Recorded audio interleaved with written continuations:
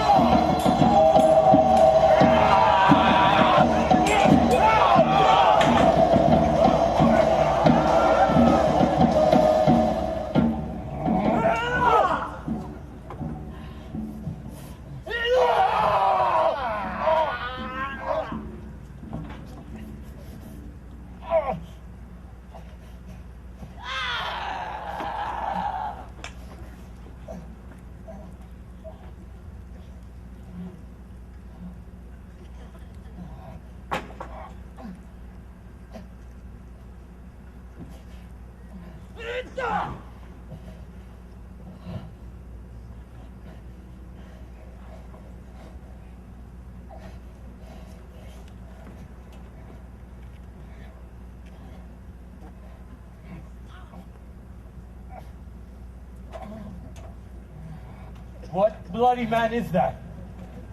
He should report as seemeth from his plight of the revolt, the new estate. This is the sergeant, who like a good and hearty soldier fought against my captivity. Hail, brave friend. Say to the king the knowledge of the broil as thou didst leave it. Doubtful it stood as two spent swimmers that should cling together and choke their art. The merciless Macdonald, worthy to be a rebel for two, that the multiplying abilities of nature do swarm upon him. From the western isle, kerns and gallus glasses is supplied. And fortune on his damned quarrel smiling showed like a rebel's whore. All's too weak for brave Macbeth. Well, he deserves that name, disdaining fortune with his brandished steel, which smoked with bloody execution. Like Valor's minion carved out his passage till he faced the slave, which ne'er shook hands nor bade farewell to him, till he unseamed him from the nave to the jack, fixed his head upon our battlements. Oh, valiant cousin, worthy gentleman. Mark, King of Scotland, Mark, no sooner justice had with valor armed compelled these skipping kerns to trust their heels, but the Norwegian lord, surveying vantage with furbished arms and new supplies of men, began a fresh assault. Dismayed not this our captains, Macbeth and Banquo? Yes, the sparrow's eagles or the hare the lion. If I say sooth, I must report that they were as cannons overcharged with double cracks, so they doubly redoubled strokes upon the foe. Except they meant to bathe in reeking wounds or memorize another Golgotha, I cannot tell. I'm faint. My gashes cry for help. Thy words become thee as thy wounds. They smack of honor, both. Go, get him surgeons. Who comes here? The worthy Thane of Ross. Just haste looks through her eyes. So should she look that seems to speak things strange. God save the king. When campst thou, worthy Thane? From Fife, great king, where the Norwegian banners flout the sky and fan our people cold. Where Norway himself, with terrible numbers, assisted by that most disloyal traitor, the Thane of Cawdor, began a dismal conflict. Till that Belena's bridegroom, lapped in proof, confronted him with self-comparisons. Point against point rebellious, arm against arm, curbing his lavish spirit. And to conclude, the victory fell on us. Oh, great happiness. That now we know the Norway's king craves composition, nor would we deign him burial of his men till he disbursed of St. Combs inch $10,000 to our general use. No more will that Thane of Cawdor deceive our bosom interest. Go pronounce his present death, and with his former title greet Macbeth. I'll see it done. What he has lost, noble Macbeth has won.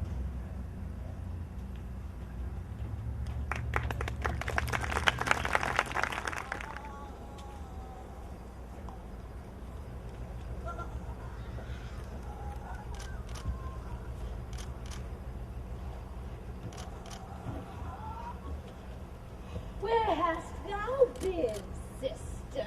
King's swine. Sister, where thou? A sailor's wife had chestnuts in her lap, and munched, and munched, and munched. Give me, quoth I, anoint thee which, the rump-fed Ronian cried. Her husband's to Aleppo gone, master of the tiger. But in a sieve I'll thither sailing like a rat, without a tail I'll do, and I'll do. I'll give thee a wind. Thou art kind. I another. And I myself have all the other. And the very ports they blow, all the quarters that they know in the shipman's card. I'll drain him dry as hay. Sleep shall neither night nor day hang upon his penthouse lid. He shall live a man for big. Where he senates 9 times 9 shall he dwindle, peak, and pine. And though his bar cannot be lost, yet it shall be tempest-tossed. Look what I have. Show me, show me.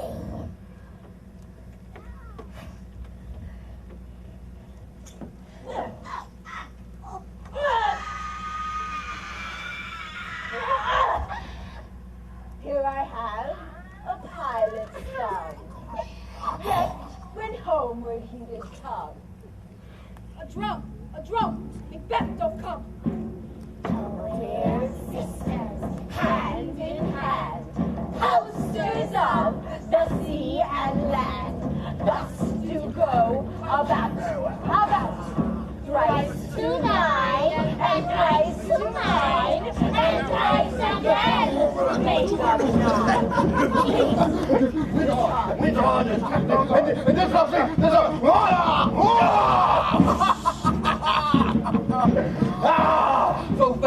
So foul as men they have not seen.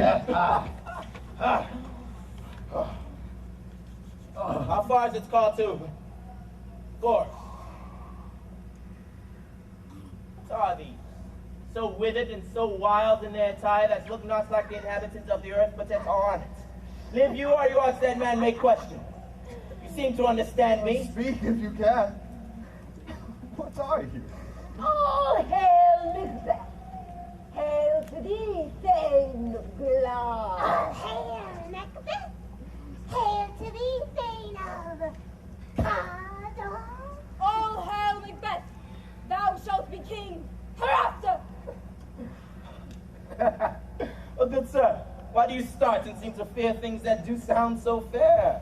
In the name of truth, are ye fantastical, or that which indeed outwardly ye show? My noble partner you greet with presence grace, of noble having and of royal hope, that he seems rapt with all, but to me you speak not.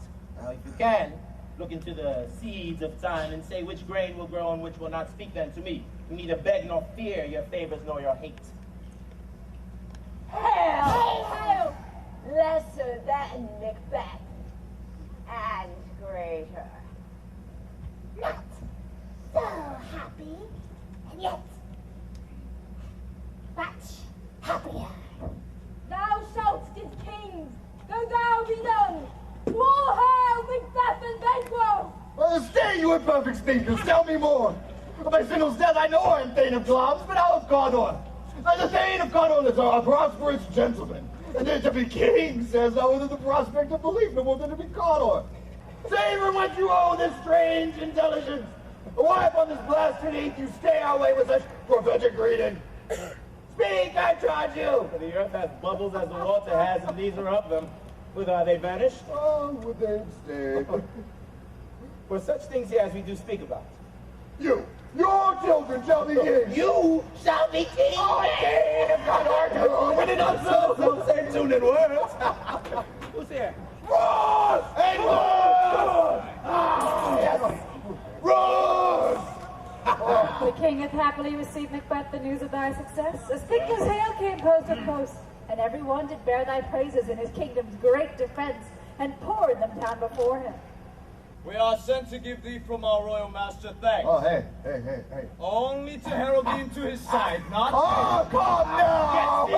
And for an earnest of a greater honor, he bade me from him call thee Thane of Cawdor, in which edition, hail, most worthy Thane, for it is thine. What, can the devil speak The truth? Thane of Cawdor lives. Why do you dress me in borrowed robes? was the Thane lives yet, but under heavy judgment bears that life which he deserves to lose.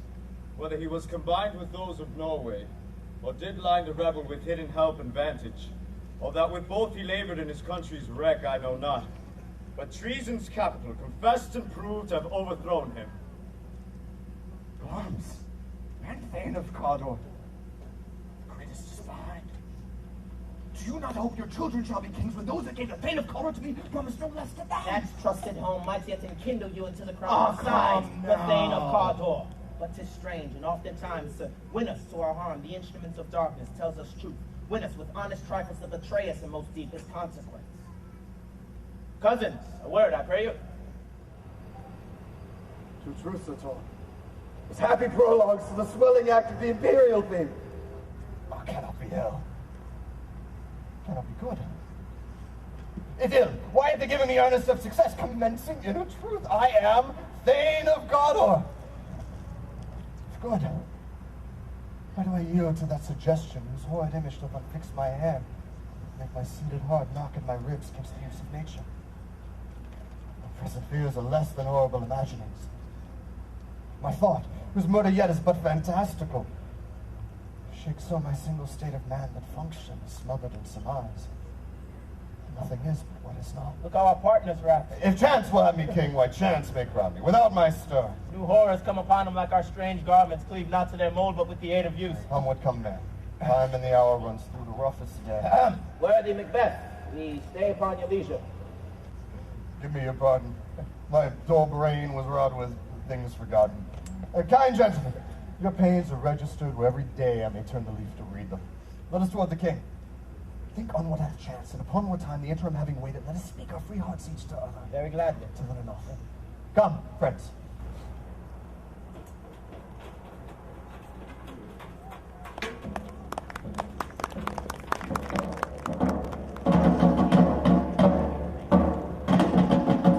Execution done on Cawdor. Are not those in commission yet returned? Not yet come back. But I spoke with one that saw him die, who did report that very frankly he confessed his treasons, implored your highness pardon, and set forth a deep repentance. Nothing in his life became him like believing it. He died as one that had been studied in his death to throw away the dearest thing he owed, as to a careless trifle. There's no art to finding the mind's construction in the face. He was a gentleman on whom I built an absolute trust. Oh, worthiest cousin, the sin of my ingratitude even now is heavy on me. Thou art so far before that swiftest wing of recompense is slow to overtake thee.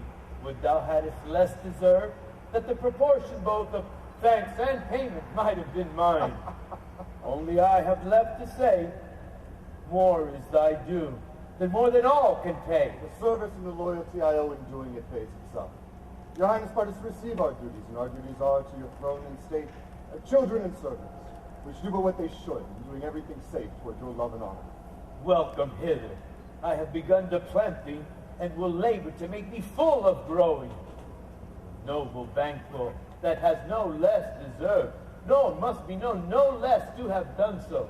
Let me enfold thee, and hold thee to my heart. There, if I grow, the harvest is your own.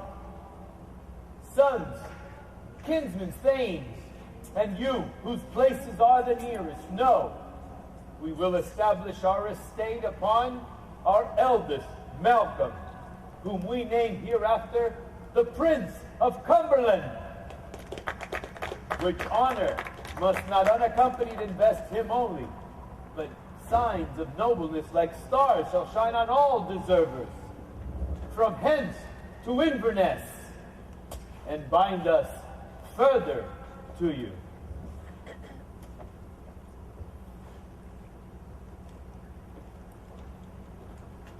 The rest is labor, which is not used for you.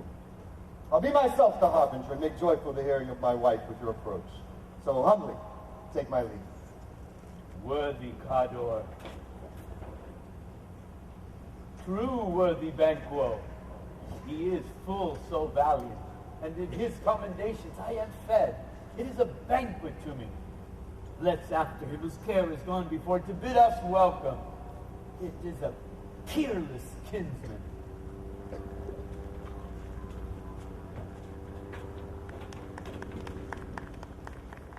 They met me in the day of success, and I have learned by the perfectest report they have more in them than mortal knowledge.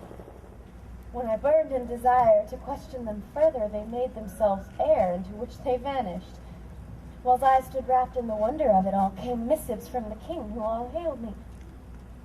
Thane of Cador, by which title before the weird sisters saluted me and referred me to the coming on of time with, Hail, King that shall be!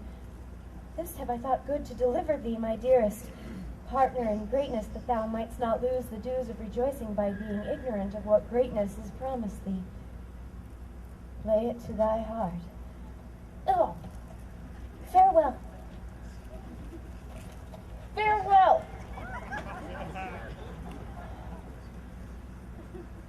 Glamis thou art, and Cador, and shalt be what thou art promised. Yet do I fear thy nature, 'tis too full of the milk of human kindness to catch the nearest way. Thou wouldst be great, art not without ambition, but without the illness should attend it. What thou wouldst highly, that wouldst thou holily, wouldst not play false, and yet wouldst wrongly win. Thou still have, great Glamis, that which cries, thus thou must do if thou have it, and that which rather thou dost fear to do than wishest should be undone. Hie thee hither, that I may pour my spirits in thine ear and chastise with the valor of my tongue all that impedes thee from the golden round which fate and metaphysical age doth seem to have crowned thee withal.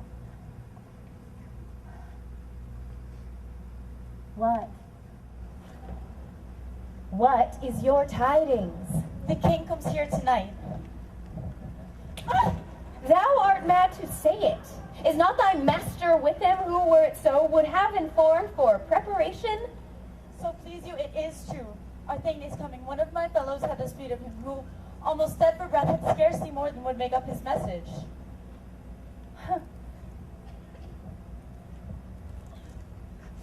Give him tending, he brings great news. The raven himself is hoarse that croaks the fatal entrance of Duncan under my battlements. Come, you spirits that tend on mortal thoughts, unsex me now, and fill me from the crown to the toe top full of direst cruelty. Make thick my blood, and stop up the access and passage to remorse, that no compunctious visitings of nature shake my fell purpose, nor keep peace between the effect and it. Oh, come to my woman's breasts, and take my milk for gall, you murdering ministers, wherever in your sightless substances you wait on nature's mischief. Oh, come, thick night, and pall thee in the dunnest smoke of hell, that my keen knife see not the wound it makes, nor heaven peep through the blanket of the dark to cry, hold, hold, hold!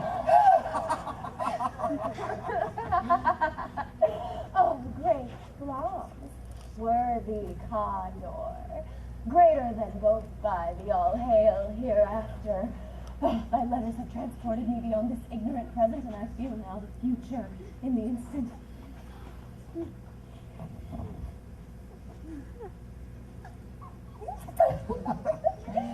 My dearest love, Duncan comes here tonight. And when goes hence? Tomorrow, as he comes. Oh, never shall the sun that morrow see. Your face, my thing, is as a bookworm may read strange matters. To beguile the time, look like the time. Bear welcome in your hand, your eye, your tongue. Look like the innocent flower, but be the serpent under it. He that's coming must be provided for, and you shall put this night's great business into my dispatch, which shall to all our nights and days to come give solely sovereign sway and masterdom. Who shall speak for? Only look up clear, to alter favor ever to fear. Leave all the rest to me.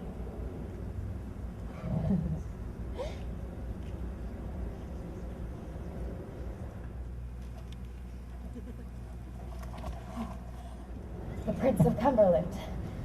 That is the step on which I must or leap or else fall down, for in my way it lies. Stars, hide your fires. Let not light see my deep and black desires. Oh, the eye waketh the hand, yet let that be when it is done, which the eye fears to see.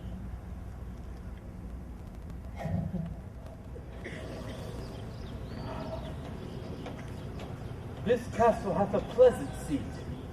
The air nimbly and sweetly recommends itself unto our gentle senses. This guest of summer, the temple-haunting marchlet, does approve by his loved mansionry that the heaven's breath smells wooingly here. No jetty, frieze, buttress, no coign of vantage. But this bird hath made his pendant's bed and procreant's cradle where they most breed and haunt, I've observed. The air is delicate. Oh, see our honored hostess. The love that follows us sometimes is our trouble, which still we thank as love. Herein I teach you how you shall bid good illness for your pain, and thank us for your trouble. All our service in every point twice done, and then done double, were poor and single business to contend against those honors deep and broader with your majesty loads our house. For those of old and the late dignities heaped up to them, we rescue our hermits. Where's the Thane of Cawdor? We coursed him at the heels and had a purpose to be his purveyor, but he rides well. And his great love, sharp as a spur, has helped him to his home before us. Fair and noble hostess, we are your guests tonight.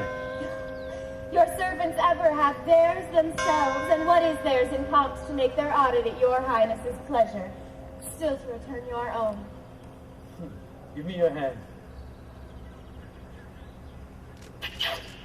Conduct me to mine host. We love him highly and shall continue our graces towards him. By your leave, hostess.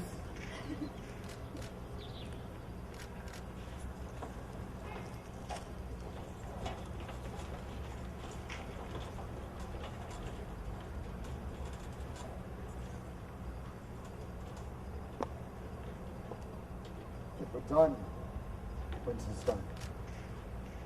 It were well it were done quickly. If the assassination could trammel up the consequence and catch with his success. But this blow might be the be-all and the end-all here, but here, upon this bank and shoal of time, we jump the life to come. But in these cases we still have judgment here, that we but teach bloody instructions which being taught return the plague the inventor. This even-handed justice commends the ingredients of our poisoned chalice even to our own lips. He is here in double trust. First, as I am his kinsman and his subject, both strong against the deed, then as his host, who should get his murderer shut the door, not bear the knife myself.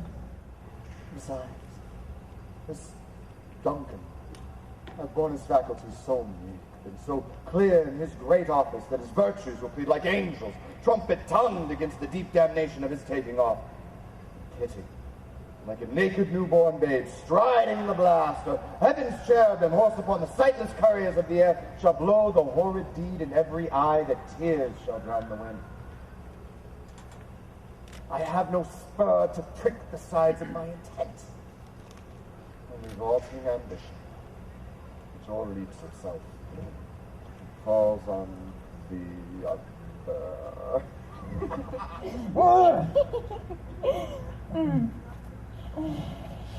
How now, witness? Oh, he has almost supped. Have you asked for me? No, you not, he has. We will proceed no further in this business. You have honored me of late. And I brought golden opinions of all sorts of people, which will be worn now in their newest plus not cast aside so soon. Oh, was the hope drunk wherein you dressed yourself? Hath it slept since and wakes it now to look so green and pale at what it did so freely? From this time such I account thy love. Art thou afeard to be the same in thine own act and valor as thou art in desire? Wouldst thou have that which thou esteem'st the ornament of life, and live a coward in thine own esteem, letting I dare not wait upon I would, like the poor cat in the adage? Peace. I dare do all that does become a man. Who dares more is none. Oh, what beast was it then that made you break this enterprise to me? When you durst do it, then you were a man. And to be more than what you were, you would be so much more the man. Nor time nor place did then adhere, yet you would make both. They have made themselves, and that their fitness now does unmake you. I have given suck, and know how tender 'tis to love the babe that milks me. I would, while he was smiling in my face, have plucked my nipple from his boneless gums and dashed the brains out, had I so sworn as you have done to this. We should fail. We fail. But screw your courage to the sticking place, and will not fail. When Duncan is asleep, whereto the rather shall his day's hard journey soundly invite him, his 2 chamberlains will I with wine and wassail so convince that memory, the water of the brain, shall be a fume, and the receipt of reason a limbic only.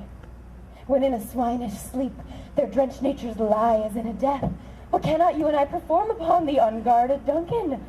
What not put upon his spongy officers who shall bear the guilt of our great quab? Bring forth men, children only.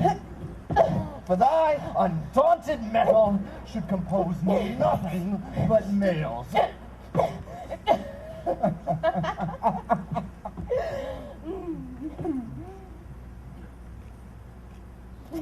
Will it not be received when we have smeared with blood those sleepy 2 of his own chamber, and use their very daggers that they have done it? Who dares receive it? Others we shall make our greaves and clamors roar upon his death.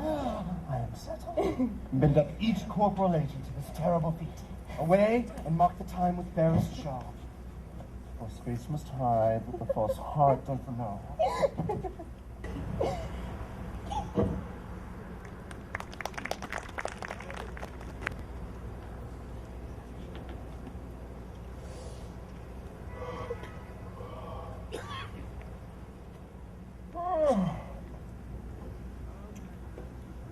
How goes the night, boy? The moon is down. I have not heard the clock. She goes down at 12. I take 'tis later, sir. Hold.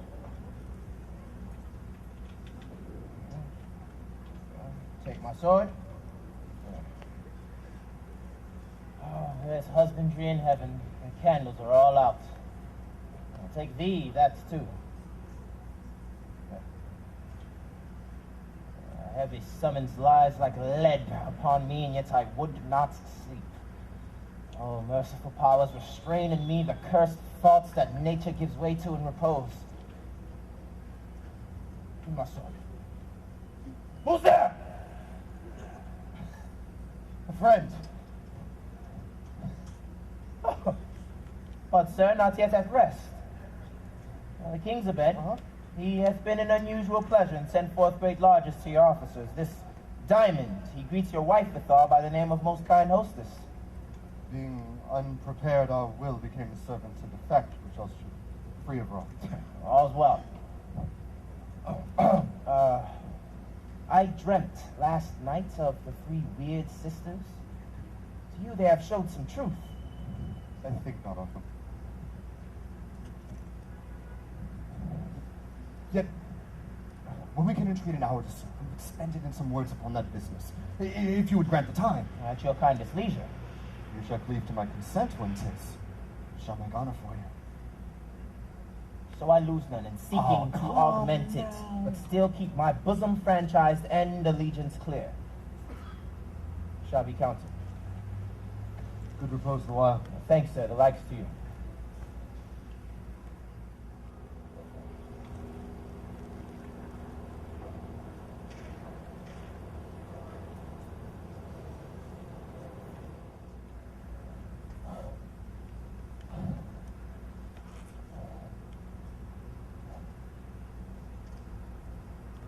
Is this a dagger that I see before me?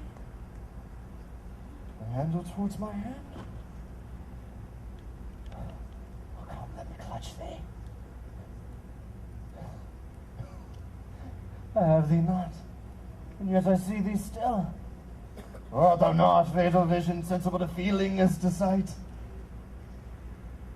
Art thou but a dagger of the mind, a false creation proceeding from the heat oppressive brain? I see thee still, in form as palpable as this which now I draw. Thou motionest me the way that I was going, and such an instrument I was to use. Mine eyes have made the fools of the other senses. I was worth all the rest. I see thee still, and on thy blade indulgent gouts of blood, which was not so before. There's no such thing. There's no such thing. There's no such thing. It's a bloody business which informs thus to mine eyes. Now the one half world nature seems to have, and wicked dreams abuse the curtained sleep.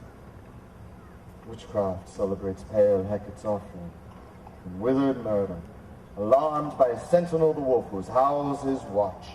Thus, with his stealthy pace, with Tarquin's ravishing strides, towards his design moves like a ghost. Know thou sure and firm set, hearken not my steps which way they walk. Fear the very stones prate of my whereabouts, and take the present horror from the time which now suits with it.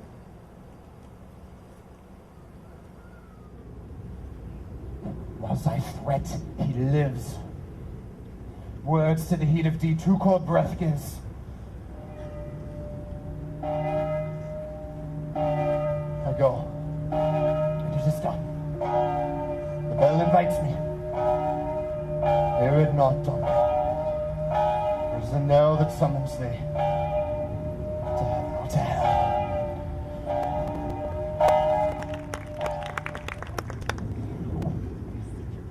That which hath made them drunk hath made me bold. What hath quenched them hath given me fire. Hark! Peace! Oh, it was the owl that shrieked, that fatal bellman that gives the sternest good night. He's about it. Doors are open, and the surfeited grooms do mock their charge with snores. I've drugged their possets, that death and nature do contend about them whether they live or die. Who's there? What ho? Alack, I'm afraid they have awaked, and 'tis not done. The attempt and not the deed confounds us. Hark! Oh, I laid their daggers ready, he could not miss them. Oh, had he not resembled my father as he slept, I had done it. My husband. I've done the deed. Does I not hear a noise? I heard the owl scream and the crickets cry. Did you not speak? When? No. As I descended? I. Who lies in the second chamber? Galloway. Oh, this is a sorry sight. Foolish thought to say a sorry sight. There's one did laugh in his sleep. One cried murder, but they did wake each other. I stood and heard them. But they did say their prayers and address them again to sleep. There are two lodged together. One cried, God bless us, and amen the other. Said it seen me with these hangman's hands. Listening their fear, I could not say amen when they did say God bless us. consider it not so deep. But wherefore could I not pronounce amen? I have most need of blessing, and amen stuck in my throat. These deeds must not be thought after these ways, so it will make us mad. I thought I heard a voice cry, sleep no more. Macbeth does murder sleep. The innocent sleep. Sleep that eats up the rabbit sleeve of care. So labor's bath, balm of her mind's great nature's second course, chief nourisher of life's What fate. do you mean? Still it cried, sleep no more, to all the house. Macbeth does murder sleep. Therefore Glamis shall sleep no more, Cawdor shall sleep no Who more. was it that thus cried? Why, worthy Thane, you do unbend your noble strength to think so brain sickly of things.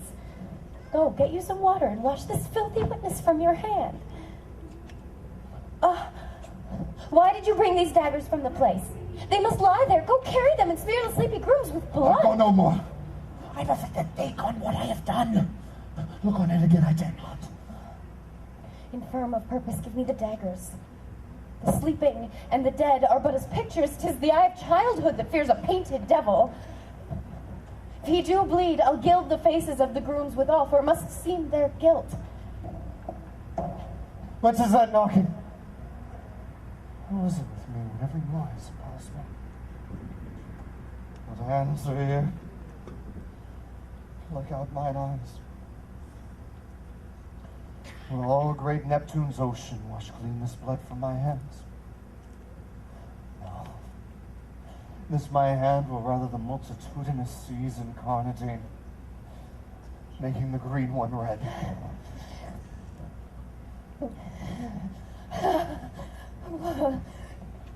My hands are of your color, but I shame to wear a heart so white. Hark! I hear knocking at the south entry. Retire we to our chamber. How easy is it then? A little water clears us of this deed. Your constancy had left you unattended. Hark! More knocking. Be not lost so poorly in your thoughts. To know my deeds were best not to know myself. Wake Duncan with thy knocking. Would thou couldst.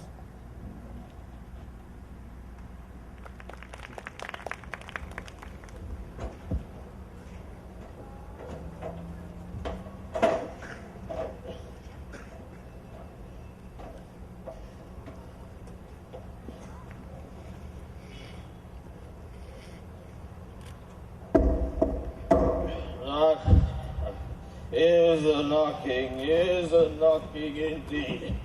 If a man were porter of Helgate, he should have old churning the key.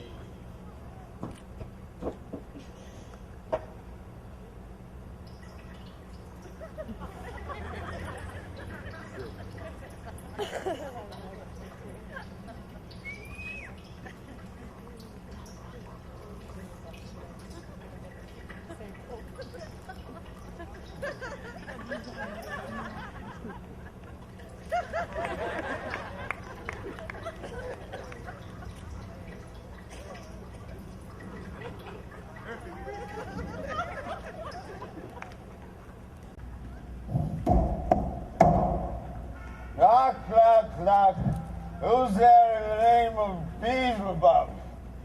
Here's a farmer that hanged himself on the expectation of plenty.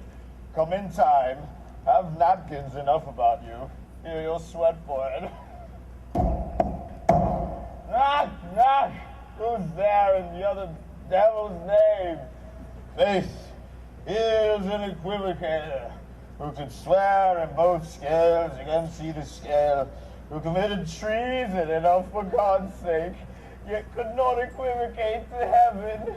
Oh, come in, equivocator. Knock, knock, knock. Who's there? Here's an English tailor come hither for stealing out of a French tomb. Come in, tailor. Here you may roast your goose. Knock, knock. Never had quiet, what are you? But this place is too cold for hell. Our devil porter it no feather. I and thought to have let in some of all professions that go the primrose way to the everlasting bonfire! Back.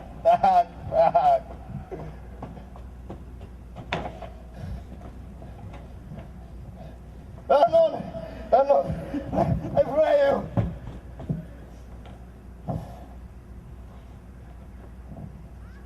Remember the border.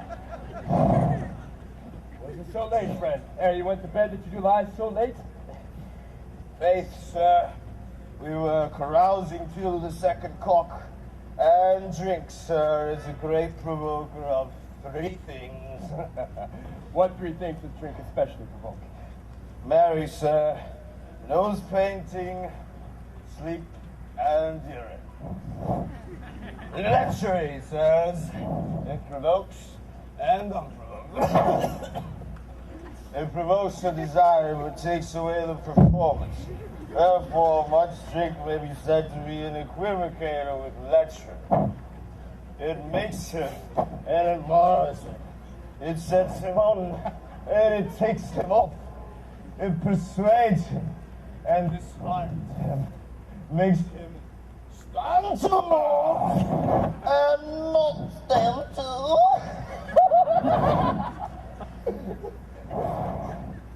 In conclusion, equivocates him in his sleep, and giving him the lie leaves him. I believe drink gave thee the lie last night. That it did, sir, in the very throat on me. But I requited him for his lie, and I think being too strong for him. Oh, he took up my legs sometime, yet I made a shift to cast him.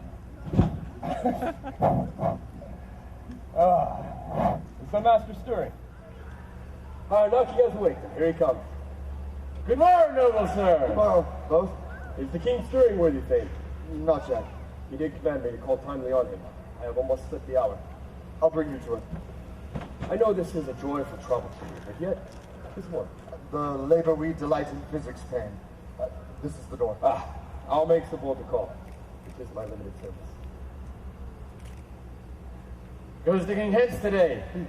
He does. He did appoint so. The night has been unruly where we lay. Our chimneys were blown down, and as they say, lamentings heard in the air. Indeed. Strange screams of death, prophesizing with accents terrible of dire combustion and confused events. Yes, some say the earth was feverish and did shake. 'Twas a rough night. My young remembrance cannot parallel a fellow to it. Oh, horror! Tongue no heart cannot conceive no name thee. What is it? Confusion hath made his masterpiece. Most sacrilegious murder hath broke up the Lord's anointed temple, and so fits the life of the pilgrim. What did you say, the life? Mean you his majesty? Approach the chamber, and destroy your sight with a new gorgon. Do not bid me speak. See, then speak yourself. Awake. Awake! Ring the alarm bell! Murder and treason! Break woe! Donovan, Malcolm, awake! Shake off this downy sleep! Death's counterfeit and on death itself! Up and see the great doom's image! Break woe! Malcolm, as from your grave, rise up and walk like sprites to countenance this horror! Ring the bell! What's the business that such a hideous trumpet calls to parley the sleepers of this house? Speak! Gentle lady, 'tis not for you to hear what I can speak. The repetition of woman's here with murder as it fell. Faithful, our royal master's murdered. Whoa, alas, what, in our house? Too cruel anywhere. Dear death, I prithee, contradict thyself and say it is not so. Had I but died an hour before this chance, I had lived a blessed time. But now there's nothing serious in mortality, all is but toys. Renown and grace is dead. The wine of life is drawn, and the mere leaves left this vault to brag of.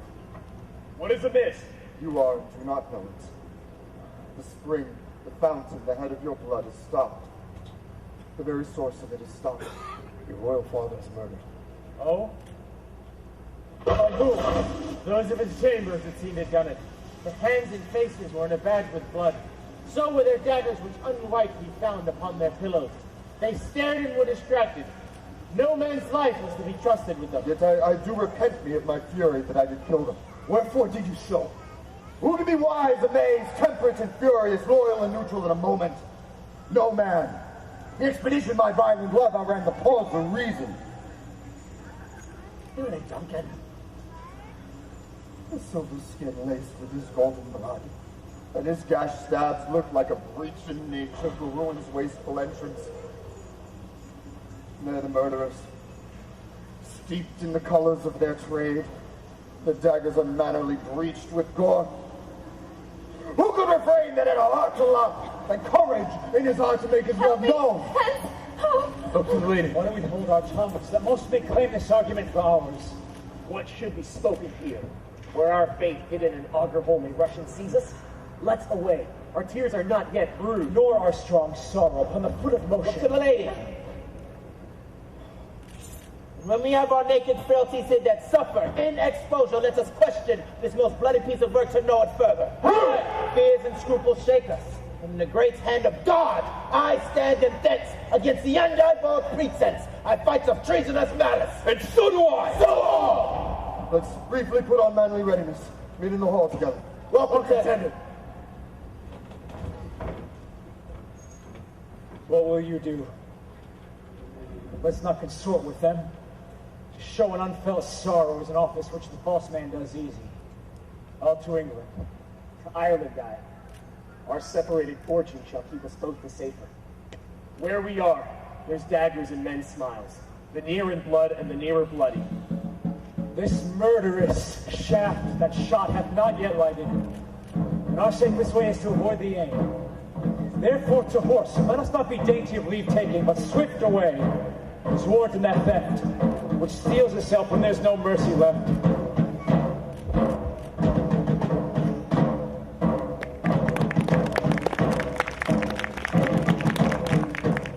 Horses, the thing most strange and certain.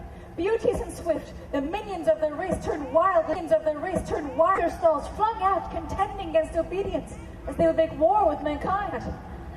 'Tis said they ate each other. Oh, they did so, to the amazement of mine eyes that looked upon it. Here comes a good Macduff. How goes the world, sir, now? Why, see you not? Is it known who did this more than bloody deed? Those that Macbeth hath slain. Alas, indeed, what good could they pretend? They were support. Malcolm and Donalbain, the king's two sons, are stolen away and fled, which puts upon them suspicion of the deed. Against nature still, thriftless ambition that would raven up thine own life's means. Then 'tis most like the sovereignty will fall upon Macbeth. He is already named, and gone to Scone to be invested. Where is Duncan's body? Carried to Colmkill, the sacred storehouse of his predecessors, and guardian of their bones. Will you to Scone? No, cousin. Out to fight. Well, I will thither. And may you see things well done there. I do. Lest for old robes sit easier than unknown. Farewell, mother. God's blessings go with you, and with those that would make good of bad, friends of foes.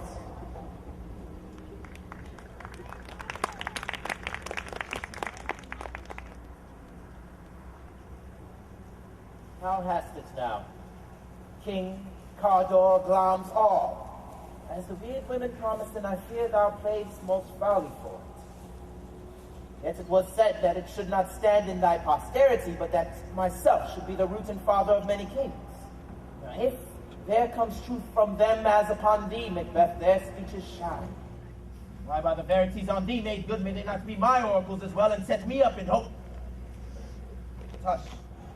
No more. It is our chief guest. If he had been forgotten, it had been as a gap in our great feast, and all thing unbecoming. Tonight we'll hold a solemn supper, sir, and I'll request your presence. Well, let your highness command upon me, to the which my duties are with a most indissoluble tie forever knit. Ride you this afternoon? Aye, my good lord. We all should have desired your good advice, which some both grave and prosperous in this day's council, but we'll take tomorrow. As far you ride? As far as will fill up the time twixt this and supper, go not my horse the better, I must become a borrower of the night for a dark hour. Not our feast. My lord, I will not. We hear our bloody cousins are bestowed in England and in Ireland, not confessing their cruel parasite, filling their ears with strange invention. But of that tomorrow. We shall have cause of state craving us jointly. I eat a horse, adieu till you return again at night. Your slayance with you. Aye, my good lord. Our time does call upon us. I wish your horses swift and sure of foot, and so I do commend you to their backs. Farewell.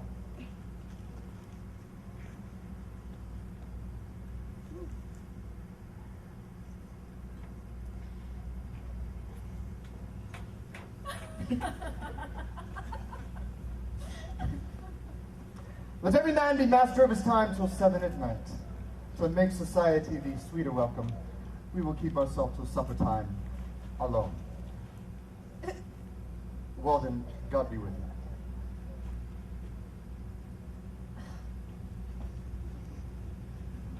Sorrel, a word. Attend those women our pleasure. They are, my lord, without the palace gate. Bring them before us.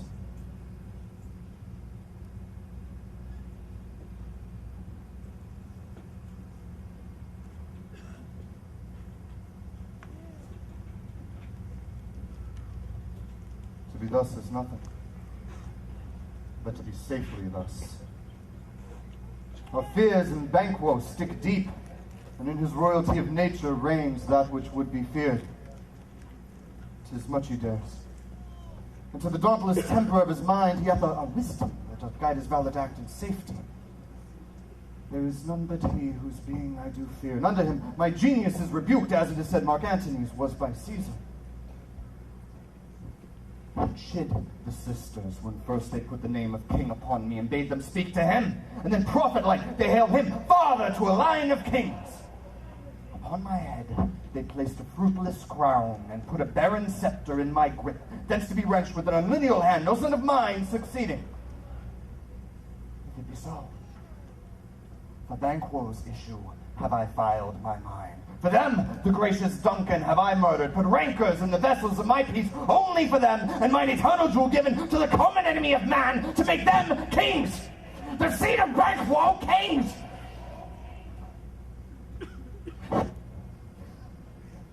Rather than so, come fate into the list. Champion me to the utterance. Now go to the door and stay till we call.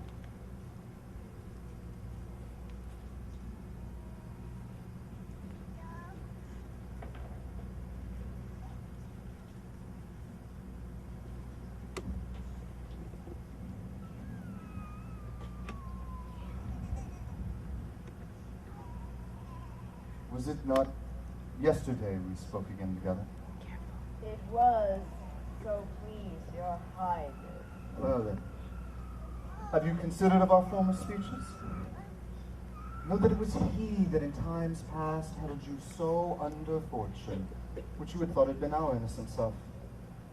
This I made good to you in our last conference, passed in probation with you, how you were borne in hand, how crossed, the instruments, who wrought with them, and all things else that might to half a soul and to a notion crazed say, thus did Banquo. You have made it known to us. I did so, and went further, which is now our point of second meeting. Do you find your patience so predominant in your nature that you can let this go? Are you so gospeled as to pray for this good man and for his issue, whose heavy hand hath bowed you to the grave and beggared yours forever? We are women. We are women. In the catalogue you go for men. As hounds and greyhounds, mongrels, spaniels, curs, choughs, water rugs, and demi-wolves are all clept by the name of dog. The valued file distinguishes the swift, the slow, the subtle, the housekeeper, the hunter, each according to the gifts which bounteous nature hath in him closed, receiving particular addition from the bill that writes them all alike. And so is it with men. Now, if you have a station in the file, not in the worst rank of manhood, say it, and I will put that business in your bosom whose execution takes your enemy off, grapples you to the heart and love of us, who are our health but sickly in his life, which in his death were perfect. I am one, my liege, whom the vile blows and buffets of the world hath so incensed that I am reckless what I do to spite the world. And I another, so wearied with disasters, tugged by fortune, that I set my lie upon any chance to mend it, or be rid on it. Both of you know Banquo was your enemy. True, my lord. So is he mine. And in such bloody distance that every minute of his being thrusts against my nearest of life. And though I could with barefaced power sweep him from my sight and bid my will avouch it, yet must I not. For certain friends that are both mine and his, whose loves I may not drop, but wail the fall of he whom I myself struck down. And thence it is that I to your assistance do make love, masking the business from the common eye for sundry weighty reasons. We shall, my lord, perform what you command us. So our lives. May your spirits shine through you. Within this hour at most, I will advise you where to plant yourself. Acquaint you with the perfect spy, the time, the moment on it. For it must be done tonight. And something from the palace. Always thought that I require a clearness. And to leave no rubs nor botches in the work. Fleance's son, who keeps him company, whose absence is no less material to me than is his father's, must with him embrace the fate of that dark hour. Resolve yourselves apart. It is concluded. Banquo, if thy soul's flight find heaven, must find it out tonight.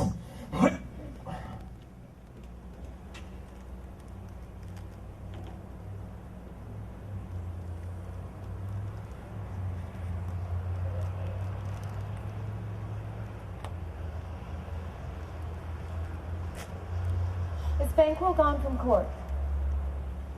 Aye, madam, but returns again tonight. Say to my lord. Say to the king I would attend his leisure for a few words. Madam, I will.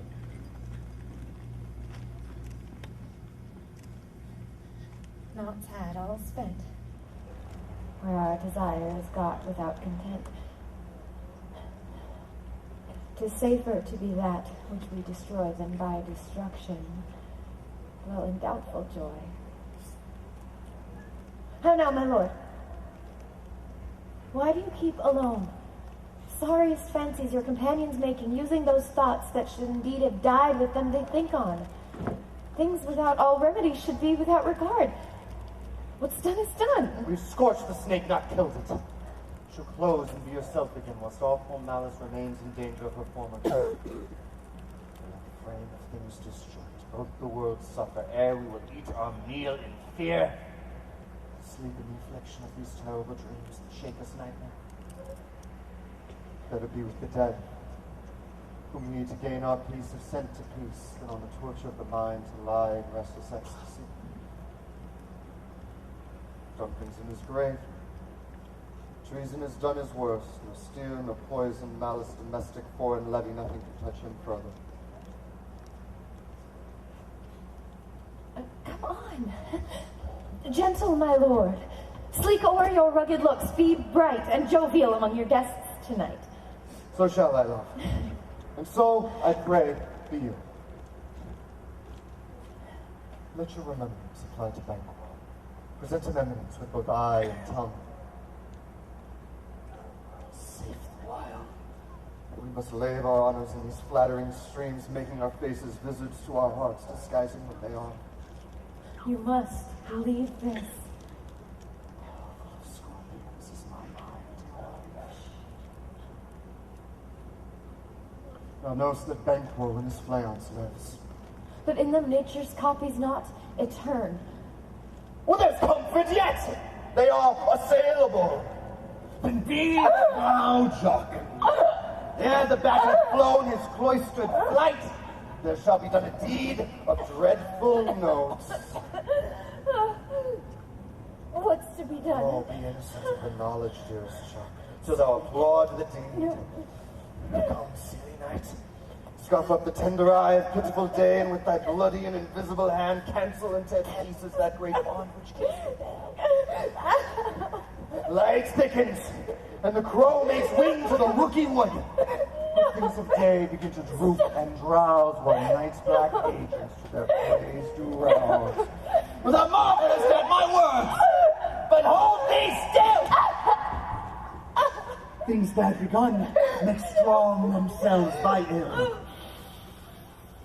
So, go with me.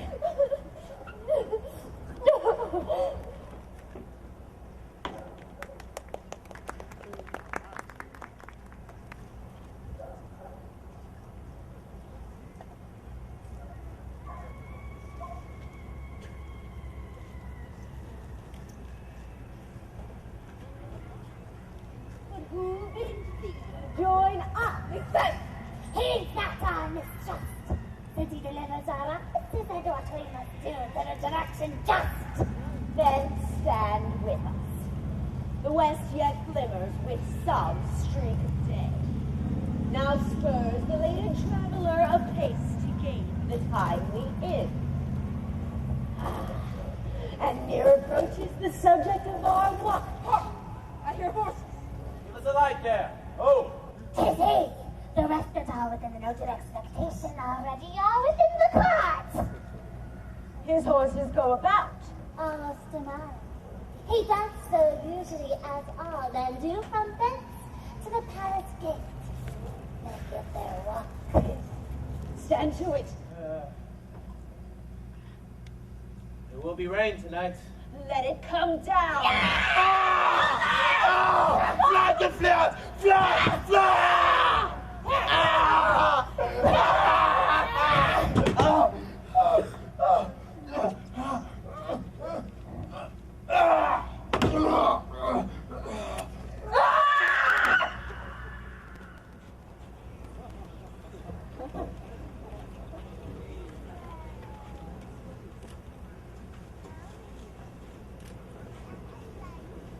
You know you're under grace. Sit down. At first and last, the hearty welcome. Thanks to your majesty. I'll self-play the humble host and mingle with society. Our hostess keeps her state, but at best time we will require her welcome. Pronounce it for me, sir, to all our friends, for my heart speaks. They are welcome.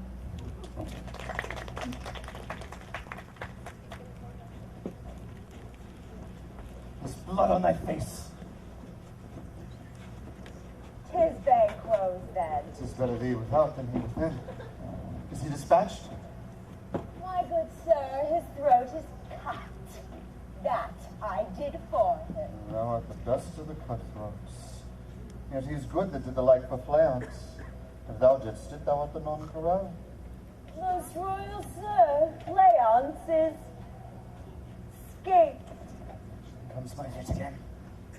I had us been whole as the marble, founded as the rock, as broad in general as the casing air, but now I am cabined, cribbed, confined, bound into saucy doubts and fears. The Banquo's safe. Aye, good sir. Safe in a ditch he bides, with 20 trenched gashes in his head, the least a death to nature. Thanks for that. Get thee gone. We'll hear ourselves again tomorrow.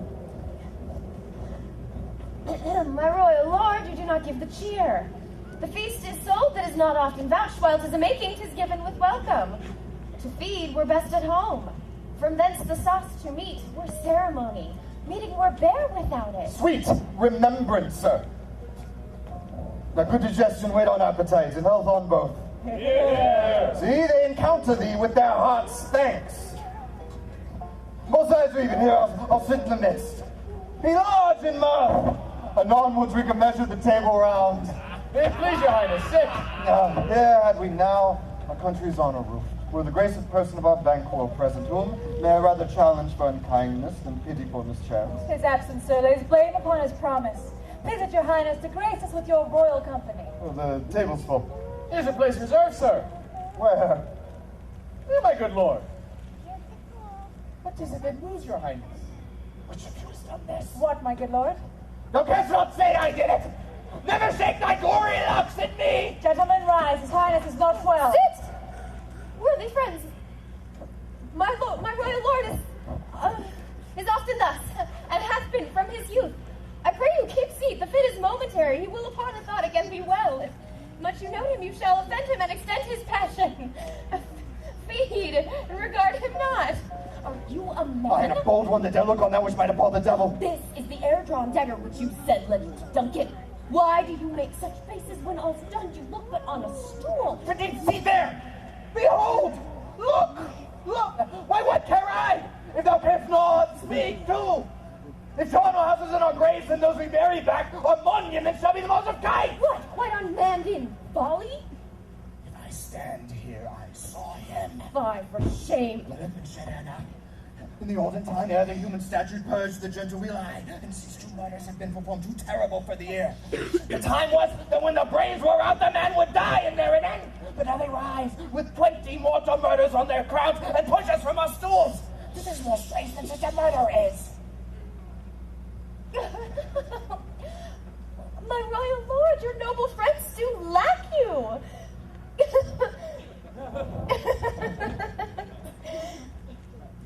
I do forget.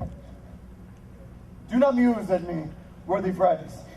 I have a strange infirmity, which is nothing to those that know me. Then I'll sit down. Give me some wine. Fill full. I drink to the general joy of the whole table, and to our dear friend Banquo, whom we miss. Would he were here. To him, and all we thirst, and all to all. To Banquo! Avaunt! And quit my sight! Let the earth hide thee! Thy bones are marrowless, thy blood is cold, thou hast no speculation in those eyes which thou dost glare with! Think of this, good peers, but as a thing of custom 'tis no other, only it spoils the pleasure of the time. When man dare, I dare. Approach thou like the rugged Russian bear, the armed rhinoceros, or the harkened tiger. Take any shape but that, and my firm nerves will never tremble. Or be alive again, and tempt me to the desert with thy sword. If trembling I inhabit then, protest me the baby of a girl. Heads, horrible shadow! Unreal mockery, heads!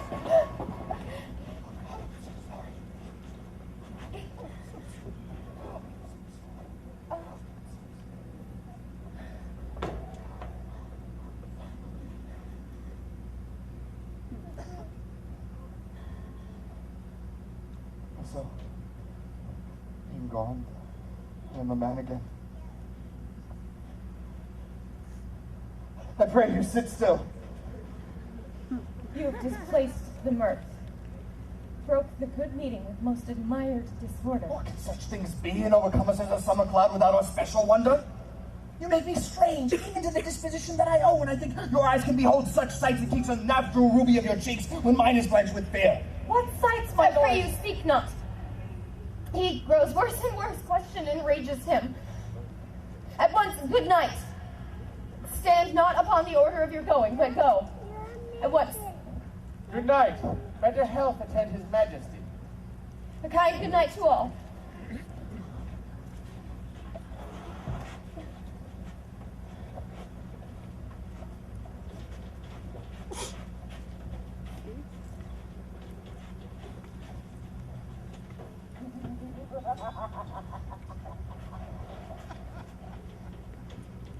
Like they say, blood. Stones have been made mold and trees to speak. Augurs an understood relation to have by magpies and choughs and rooks brought forth the secretest man of blood. What is the name? Almost at odds with morning, which is which. How sayest thou that Macbeth denies his person at our great bidding? Send to him, sir. I hear it by the way, but I will send. There's not a one of them but in his house I keep a servant feed. I will tomorrow, and betimes I will to the weird sisters more shall they speak. For now I'm bent to know by the worst means the worst. For mine own good all causes shall give way. I am steeped in blood so far that should I wade no more, Returning were as tedious as to go on. Strange things I haven't had, and little to hand, which must be acted ere they may be scanned.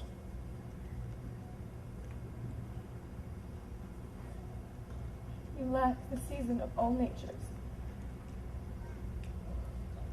Sleep. Oh, go to sleep. Thy strange and self-abuse is but the initiate here that wants hard use. We are yet but young indeed.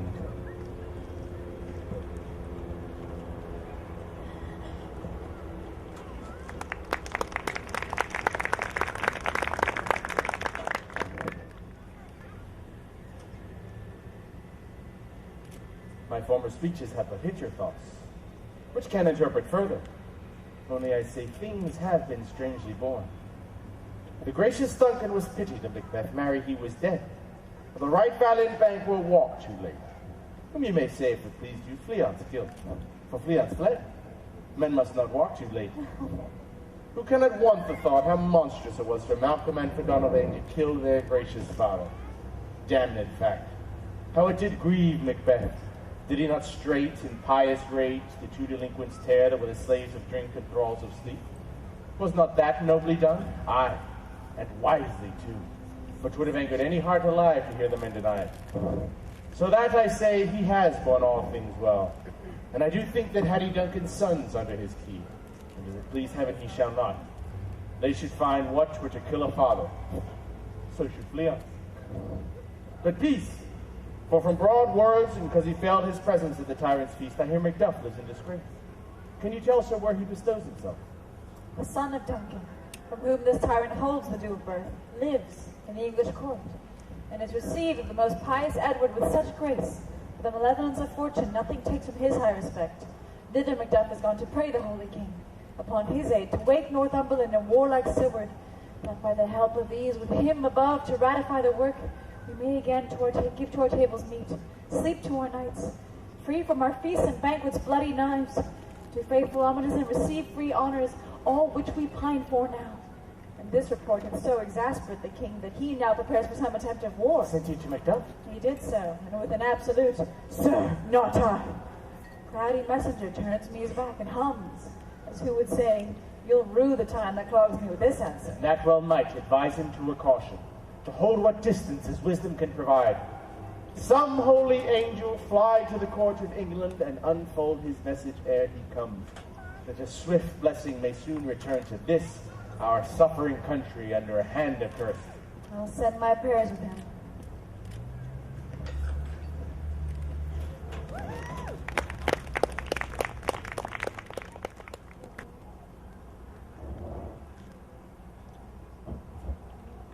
Thrice the brinded path new.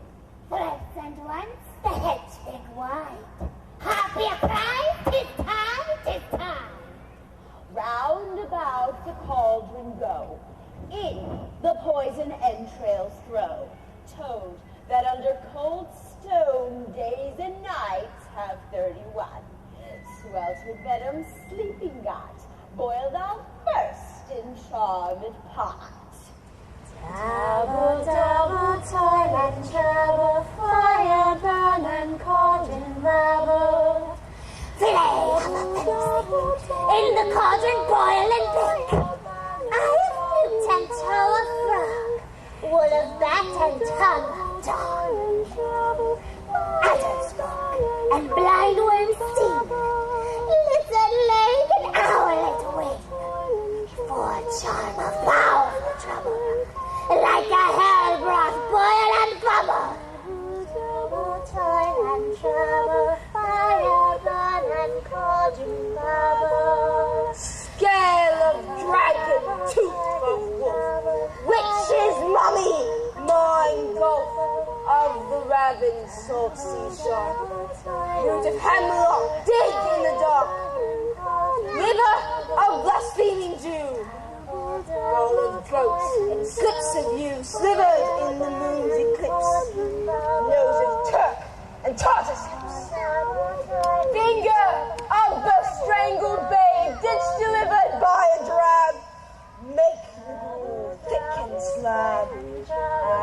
to Wataba's children for the ingredients of our cauldron. Dabble, toil and trouble, fire done and cauldron blood. Cool it with a baboon's blood. Now the time is firm and good. By the pricking of my thumbs, something wicked this way comes. And now you secret black and midnight hags. What is it you do? A deed without a name. I conjure you. By that which you profess, however you come to know it, answer me. Answer me to what I ask you. Speak, speak, speak. Demand, demand. Demand. We'll answer. We'll answer. Say if thou'st rather hear it from our mouths or from that of our masters. Call him. Let me see him.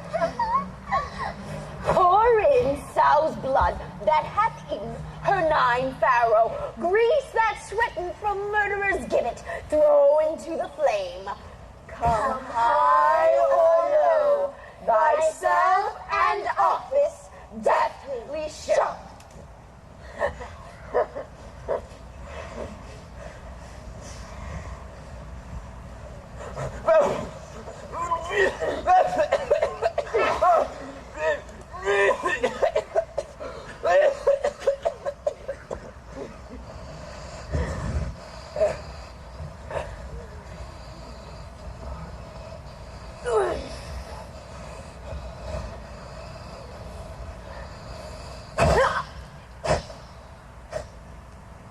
Tell me, thou unknown power. He knows thy thoughts. Hear its words, but say thou not.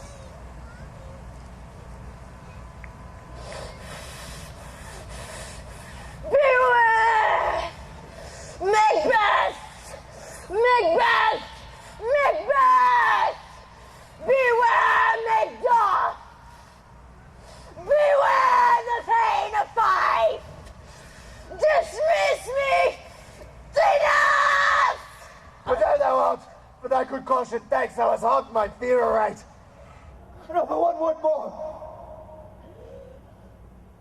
He will not be commanded.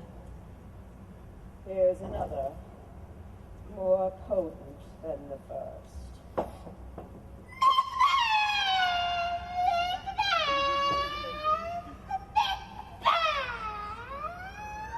Lift me as I hear thee. Be bloody, bold and resolute. Laugh to scorn the power of man. For none of woman born shall harm Macbeth.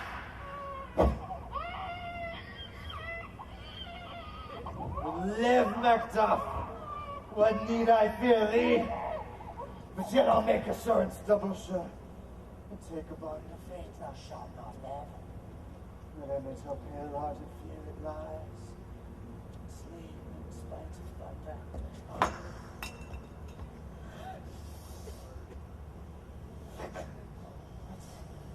What's this? That rises like the issue of a king. Wears upon its baby brow the round top of suffering.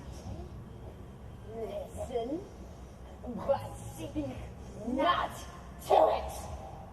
Feline mettled, proud, and take no care. Who shakes, who frets, or what conspires are. Macbeth shall never vanquish me. So great Burnham Wood, to high Dunsinane Hill, to come against him. That shall never be! Who can impress the forest? Bid the tree unfix its earthbound root. Sweet ornaments good. But yet my heart throbs to know one thing.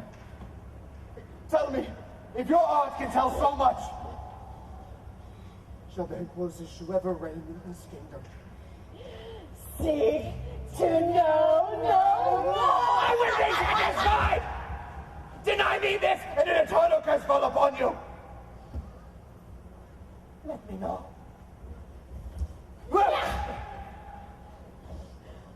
Show! Show!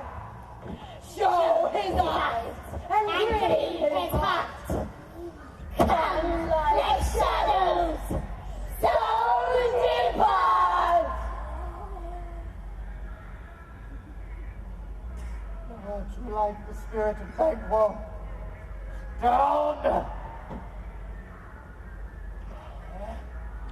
The other gold-bound brow is like the first. The third is like the former. Filthy hags, why do you show me this? The fourth? Start, eyes! What, will the line stretch out to the crack of doom? Another yet! The seventh? And now the eighth appears, which bears a glass which shows me many more, some of whom do balls treble scepters carry. Now I see it is true. The blood-bolted Banquo smiles upon me and points at them for his. What? Can such things be?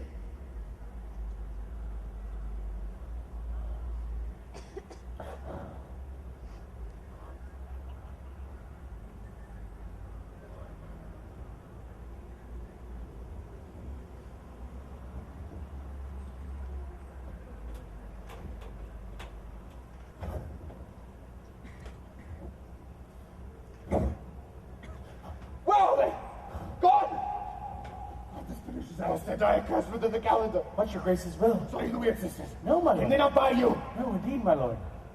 Fated be the hell in which they ride and damned all those that trust them. I did hear the galloping of horse. Who was it came by? 'Tis 2 or 3, my lord, that bring you word Macduff is fled to England. Fled to England. Aye, my good lord. Time now anticipates my dread exploits. Flight and purpose is now all took unless the deed go with it. From this moment, the very firstlings of my heart shall be the firstlings of my hand. And now, to crown my thoughts with acts be it thought and done. The castle of Macduff I will surprise, seize upon Fife, give to the edge of the sword his wife, his babes, and all unfortunate souls that do trace him in his line. I'm a boasting back forward. This deed I'll do before the purpose go.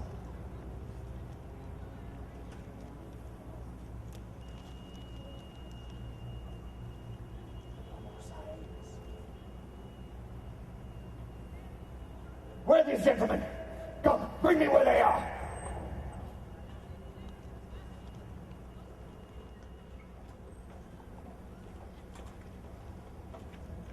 What had he done to make him fly the land? Must have patience, madam. He had none. His flight was madness. When our actions do not, our fears do make us traitors. You know not whether it was wisdom or his fear. His wisdom! To leave his wife, to leave his babes, his mansions and his titles in a place from whence himself does fly. He loves us not. He wants the natural touch. For the poor wren, the most diminutive of birds, will fight her young ones in the nest against the owl. All is the fear, and nothing is the love. As little as the wisdom where the flight so runs against all reason. My dearest cousin, I pray you school yourself. But for your husband, he is wise, noble, judicious, and best knows the fits of the season. I dare not speak much further. The cruel are the times when we are traitors and know not ourselves. When we hold rumor from what we fear, yet know not what we fear, but float upon a wild and violent sea each way and move. I take my leave of you. Shall not be long, but I'll be here again. Things at their worst shall cease, or else climb up to what they were before. My pretty cousin, blessings upon you. Fathered he is, and yet he is fatherless. I am so much a fool. Should I stay longer, it would be my disgrace and your discomfort. I take my leave of you at once. Sirrah, your father is dead. And what will you do now? How will you live? As birds do, Mother. What, with worms and flies? With what I get, I mean, and so do they. Poor bird. Thou'dst never fear the net nor line, the pitfall nor the gin. Why should I, Mother? Poor birds they're not set for. My father is not dead for all you're saying. Yes, he is dead. How wilt thou do for a father? Nay, how will you do for husband? Why, I can buy me 20 at any market. Then you'll buy him to sell again. Thou speakest with all thy wit, and yet it faces wit enough for thee.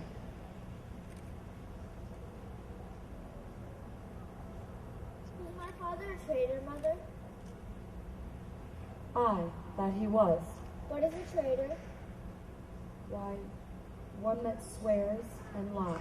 And be all traitors that do so? Everyone that does so is a traitor and must be hanged. And must they all be hanged that swear and lie? Every one. Who must hang them?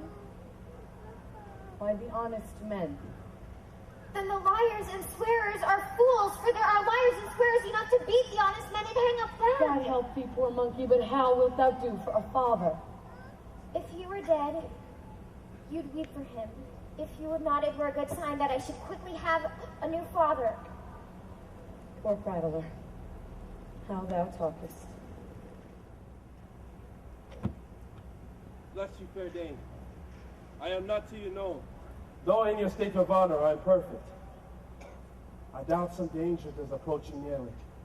If you will take a homely man's advice, be not found here, hence, with your little ones. Heaven preserve you. I dare abide no longer. Whither should I fly? I have done no harm. I remember now.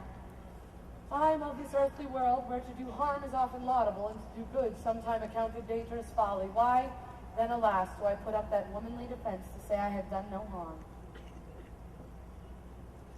What are these faces? Where is your husband? I hope in no place so unsanctified where such as thou mayst find him. Here's a traitor. The lies What? You a young fry of treachery?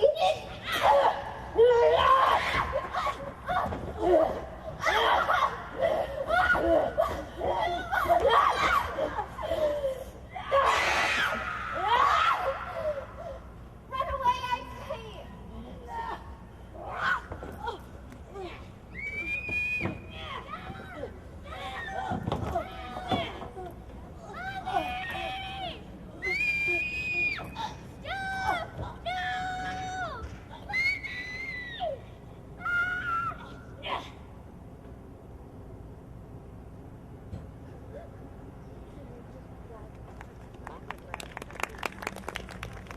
Let us seek out some desolate shade, and there weep our sad bosoms empty.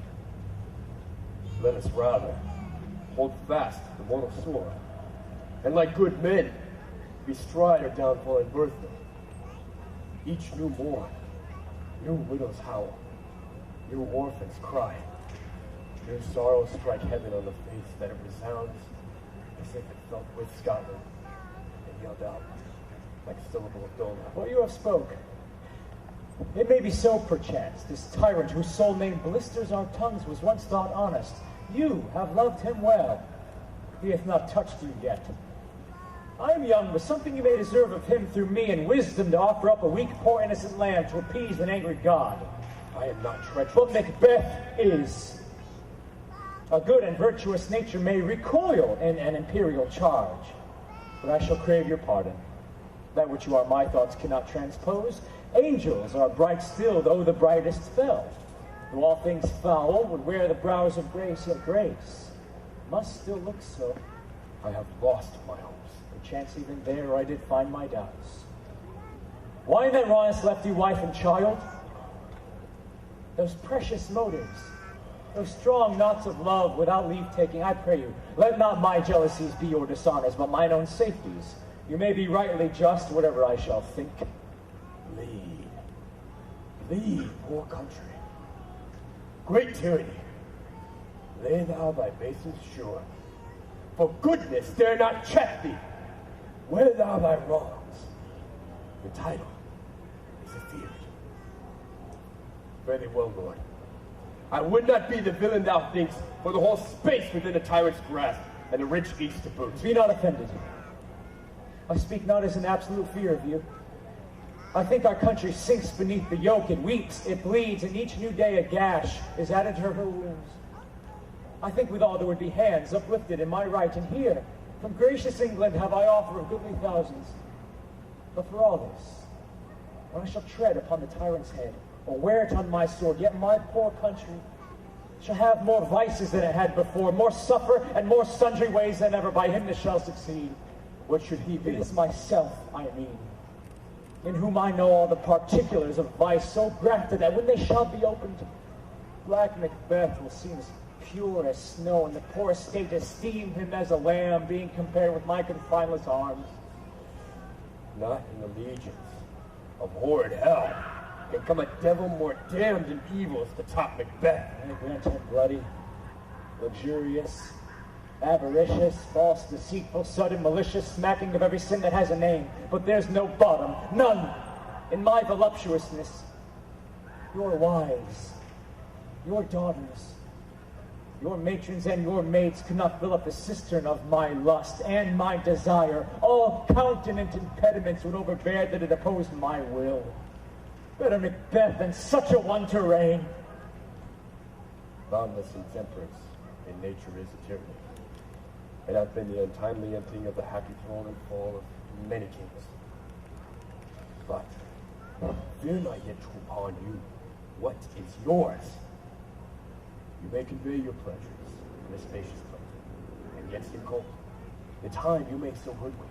We have willing dames enough. There cannot be that vulture in you to devour so many as will to greatness dedicate themselves, finding it so inclined. As there grows in my most ill-composed affection, such a staunchless avarice that were I king, I should cut off the nobles of their lands. Desire his jewels in this other's house, and my more having would be as a sauce to make me hunger more. That I should forge quarrels against the good and loyal, destroying them for wealth. This avarice sticks deeper, grows with more pernicious root than some seen rust. What hath been the sword of our slain kings? Yet, do not fear. Scotland hath voices to fill up your will of your mere own. All these are portable, with other graces weighed. But I have none. The king, becoming graces as justice, verity, temperance, stableness, bounty, perseverance, mercy, loneliness, devotion, patience, courage, fortitude. I have no relish of them. But abound in each civil crime, acting in many ways. Nay, had I power, I should pour the sweet milk of concord into hell. Abroad in universal peace, confound all unity on earth. Oh, Scotland. Oh, Scotland. If such a one be fit to govern, speak. I am as I have spoken. Fit to govern? Fit to govern? No! Not to live! O nation miserable! With an untitled tyrant bloody sceptred, when shalt thou see thy wholesome days again? Since the truest issue of thy throne, by his own interdiction stands accursed, and does blaspheme his breed. Thy would a father was a most sacred king, the queen that bore thee, offered upon her knees and on her feet, died every day she lived.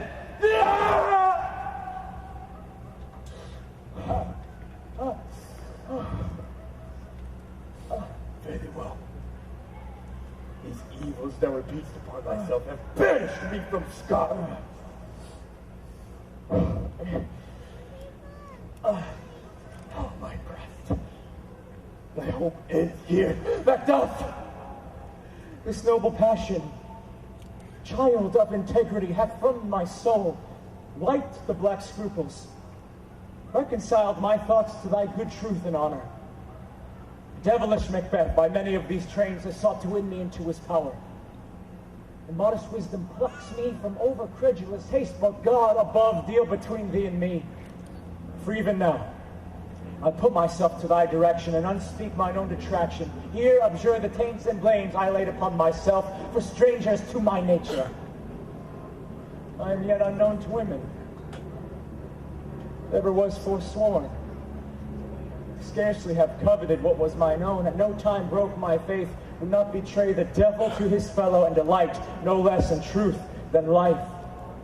What I am, truly, is thine and my poor country's to command. Now will together, and the chance of goodness be like our warranted quarrel. Why are you silent? Such welcome and unwelcome things at once. It's hard to reconcile. Well, more than none. See, who comes here? My countryman, yet I know her not. My ever gentle cousin. Welcome hither. I know her now. Good God, but times remove the means that makes us strangers. Sir, amen. Then Scotland where it did. Alas, poor country, almost afraid to know itself. Cannot be called our mother, but our grave. How does my wife? Why, well, And all my children? well too. The tyrant has not battered at their peace? No, they were well at peace when I did leave them. Quickly, let me have it. How goes? When I came hither to transport these tidings, which I have heavily borne, there ran a rumor of many worthy fellow that were out, which was to my belief witness the rather, for that I saw the tyrant's power afoot. Now is the time of help. Your eye in Scotland would create soldiers, make our women fight, to doff their dire distresses. Be it their comfort, we are coming thither. Gracious England hath lent us good sayward and 10,000 men, an older and better soldier none that Christendom gives out. But I can answer this comfort with the like. But I have words that would be howled out in the desert air, or hearing should not latch them. What concern they? The general cause? Or is his fee grief due to some single breast? No mind that's honest but in them finds some woe, though the main part pertains to you alone. If it be mine, keep it not from me. Quickly, let me have it. Let not your ears despise my tongue forever, that shall possess them with the heaviest sound that ever yet they heard. I guess at it. Your castle is surprised. Your wife and babes savagely slaughtered. To rend the man a word on the quarry these murdered dear, to add the death of you. Merciful heaven! What, man, never put your hat upon your brows?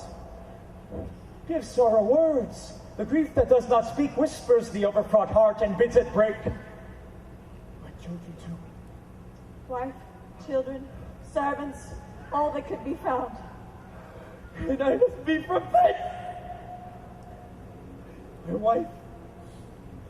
wife killed you. I have said. Be comforted. Let's make us medicines of our great revenge to cure this deadly grief. He has no children. All my pretty ones. Did you see all? Oh, okay. Oh! What? All my pretty chickens in their dam? And one fell swoop. Dispute it like a man. I shall do so. But I must also feel it as a man. I cannot help but remember such things were most precious to me. Did heaven look on? It would not take their part. Sinful my tongue. They were all struck for thee. Not for their own demerits, but for mine. Mine! Fell slaughter on their souls.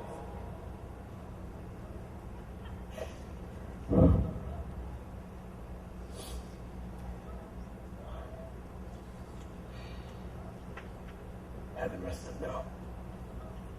Be this the whetstone of your sword. Let grief convert to anger. Blunt not the heart. Enrage it. Oh, I could play the woman with my eyes, and then brag it with my tongue. The gentle heavens cut short all intermission. Front to front, bring thou this fiend of Scotland and myself within my sword's link and set him. If he escape, heaven forgive him too.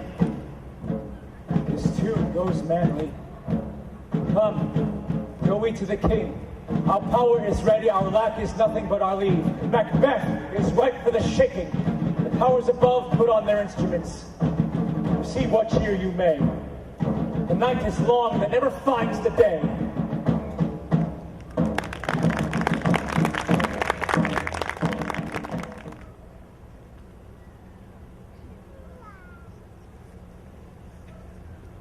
I have 2 nights' watch with you, but can perceive no truth in your reports. Well, when was it last she walked? Since His Majesty went into the field, I have seen her rise from her bed, throw her nightgown upon her, unlock her closet, take forth paper, fold it, write upon it, read it, afterwards seal it, and again return to her bed, all while in a most fast sleep. Great perturbation in nature to receive at once the benefits of sleep and do the effects of watching. In this slumbery agitation, besides walking and other actual performances, what at any time have you heard her say? That which I will not report after her. You may to me, 'tis most meet you should. Neither to you nor anyone. Having no witness to confirm my speech, lo, here she comes. This is her very guise, and upon my life, fast asleep. How came she by that light? It stood by her. She has life by her continually. 'Tis her command. But her eyes are open. Aye, but their sense is shut. She does know.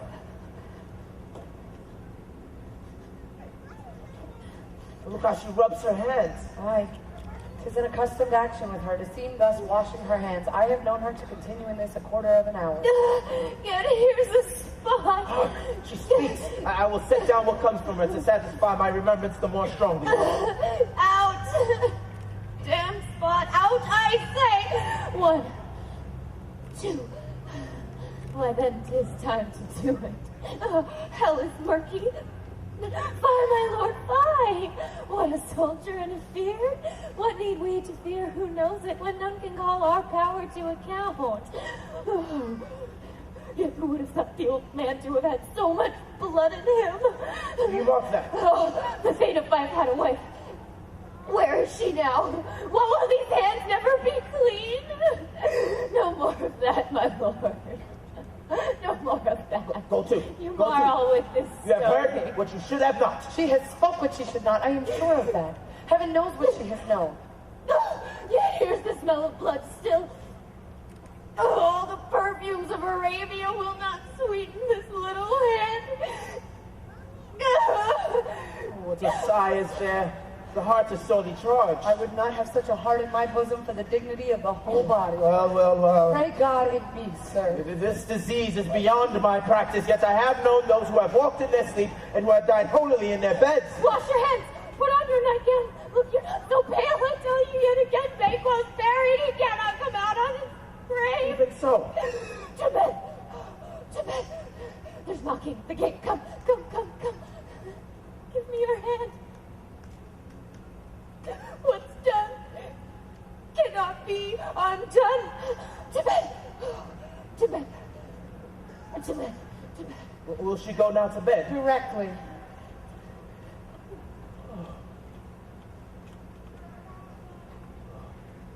Foul whisperings are abroad. Unnatural deeds will breed unnatural troubles. Affected minds to their death pillows will discharge their secrets. And one needs she to divine than the physician. Oh God. God, forgive us all. Look after her. Remove her from all means of annoyance, but still keep eyes upon her. So good night. My mind she has mated and amazed my sights, I think, but dare not speak. Good night. Good doctor.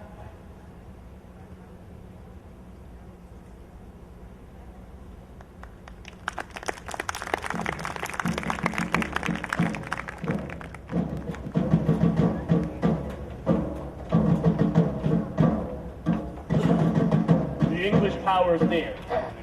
Led on by Malcolm, his uncle Seward, and the good Macbeth. Revenge is burned in them. For their dear causes would to the bleeding and the grim excite the mortified man. Near Burnham Wood shall we meet them. That way are they coming. Who knows if Donald Bain be with his brother? For certain, sir, he is not. I have a file of all the gentry. There is Seward's son, and many unrough youth that even now protest their first of manhood. What does the tyrant? Great Dunsinane he strongly fortifies. Some say he's mad. Others that lesser hate him do call it valiant fury. But for certain, he cannot buckle his distempered cause within the belt of rule. Now does he feel his secret murders sticking to his hands. Now minutely revolts upbraid his faith breach. Those he commands move only in command, nothing in love. Now does he feel his title hang loose about him, like a giant's robe on a dwarfish thief. Who then shall blame his pestered senses to recoil and start, when all that is within him does condemn itself for being there? Well, march we on, to give obedience where 'tis truly owed. Meet we the medicine of the sickly wheel, and with him pour we in our country's purge each drop of us. Or so much as it needs, to do the sovereign flower and drown the weeds. Make we our march towards Burnham.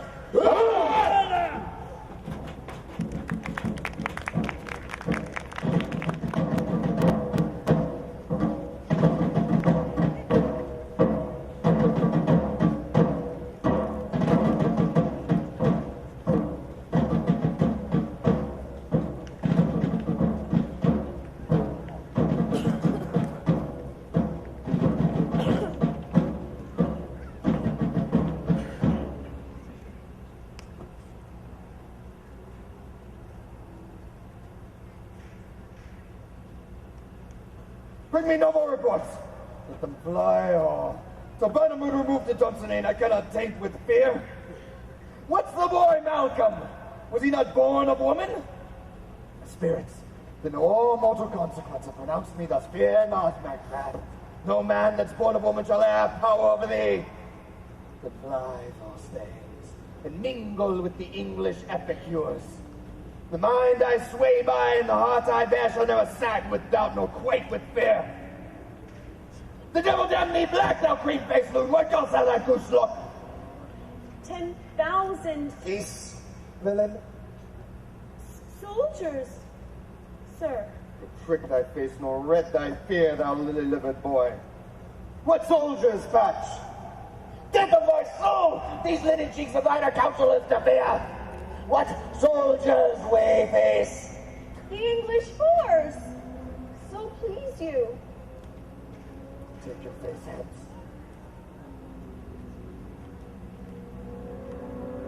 Satan! I am sick at heart when I behold. Satan, I say! This bush would cheer me ever or deceive me now. I lived long enough.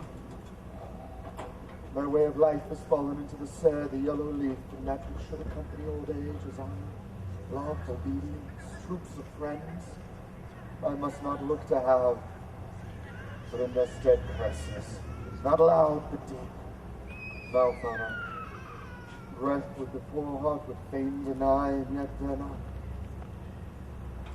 Satan! It is your gracious pleasure. What news more? All is confirmed, my lord, which was reported. I'll fight till from my bones my flesh be hacked. Give me my armor. It is not needed yet. I'll put it on. Send out more horses, scare the country round. Hang those that talk of fear. Give me my armor.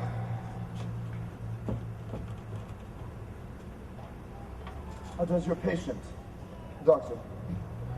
Not so sick, my lord, as she is troubled with thick-coming fancies that keep her from her rest. Cure her of that.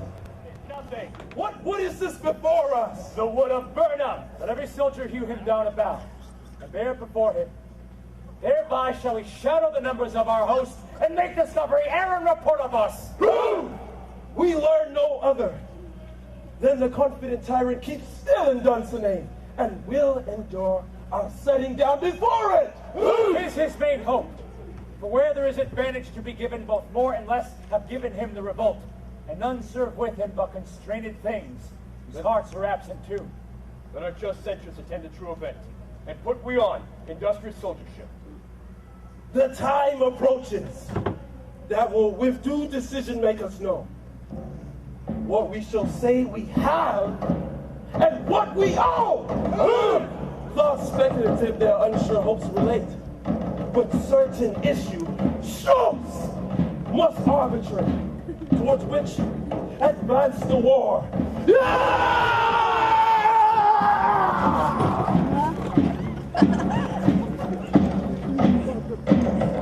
Strength will have besieged to scorn. Here let them lie till famine and the ague eat them up.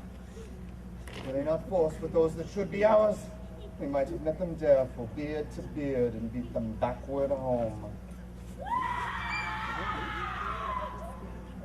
What was that noise? I almost forgot the taste of fears. Time was my senses would have cooled to hear a night shriek, and my fell of hair would at a dismal treatise rouse and stir as life were in it. I have slept full with horrors. Direness familiar to my slaughterous thoughts cannot once start me. Wherefore was that cry? The queen, my lord, is dead.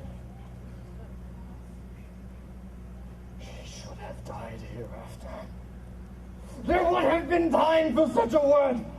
Tomorrow, and tomorrow, and tomorrow creeps in this petty pace from day to the last syllable of recorded time. And all our yesterdays have lighted fools the way to dusty death. Out! Out!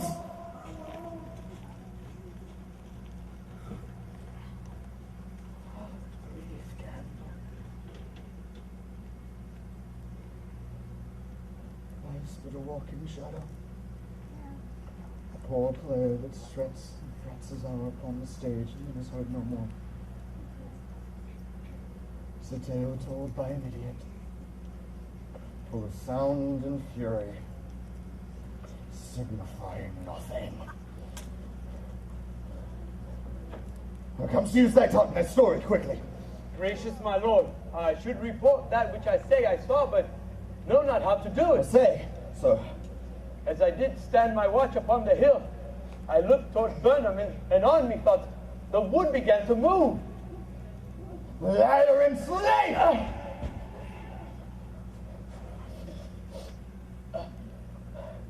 Let me endure your wrath if it be not so. Within this 3 mile may you see it coming. I say a moving grove. If thou speakst false, upon the next tree shalt thou hang alive till famine cling there. If thy speech be sooth, I care not if thou dost for me as much. Pull in resolution.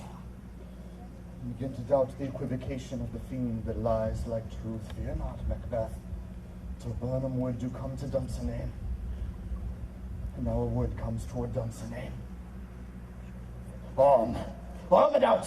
If this which he avouches does appear, there is no flying hence nor tarrying here. I begin to be aweary of the sun, and wish the estate of the world were now undone. Ring the alarm bell! Blow wind! Come rack! At least we'll die with harness on our back. So leafy screens, throw down, and show like those you are! You, worthy uncle, shall with my cousin, your right noble son, lead our first battle! Worthy Macduff and we shall take upon what else remains to do, according to our order. Fare you well. Do we but find the tyrant's power tonight? Let us be beaten if we cannot fight.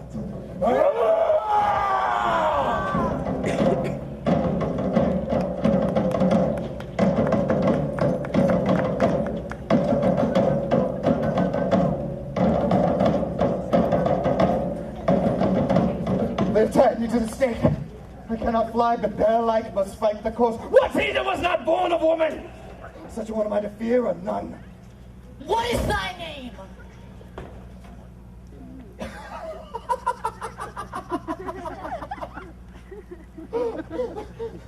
Don't be afraid to hear it. No, though thou callest thyself a hotter name than any is in hell. My name's Macbeth. The devil himself could not pronounce a title more hateful to thine ear.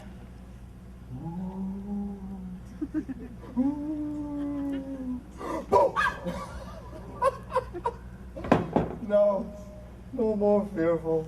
Thou liest, born tyrant. With my sword, I'll prove the lie thou speakest.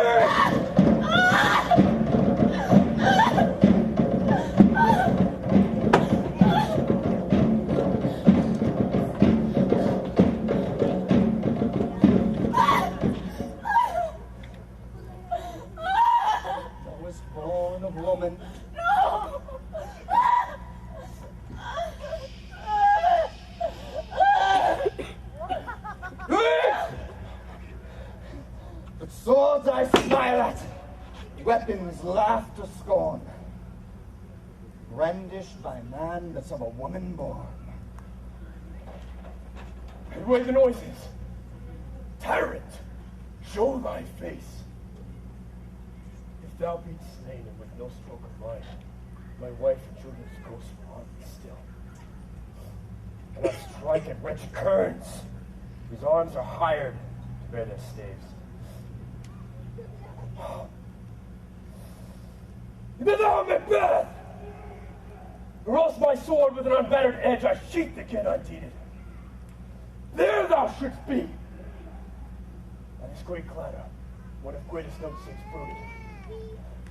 Let me find a fortune, and more I beg not.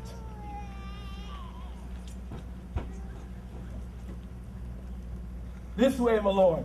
The castle is gently rendered. The tyrant's people on both sides do fight. The noble thanes do bravely in the war. The Daedal once itself professes yours, and little is to do. We have met with foes that strike beside us.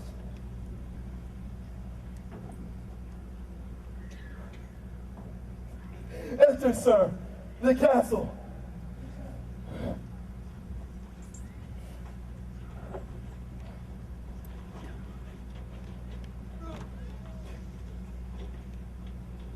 No!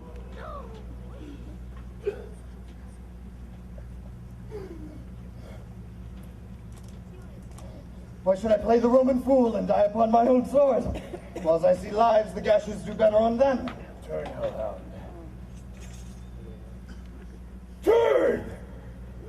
Of all men else I have avoided thee. But get thee back! My soul is too much charged with blood of thine already.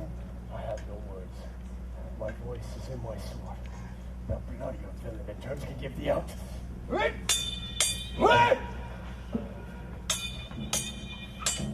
Right!